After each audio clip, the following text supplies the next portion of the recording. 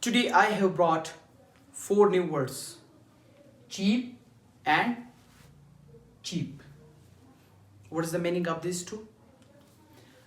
Cheap means सस्ता, CHEAP. Pronunciation same है, but it gives different meaning. Cheap means सस्ता, low price. और cheap mean हमारे पास टुकड़ा, ईसा जो हम लोग कहते हैं. फिर उसके बाद हमारे पास है weight, WEIGHT, weight. Weight means वजन. और फिर उसके बाद हमारे पास WAIT, wait. Wait means इंतजार करना. I am waiting for you to subscribe my channel.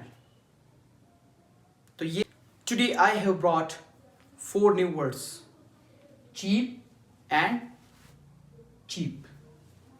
What is the meaning of these two? Cheap means सस्ता,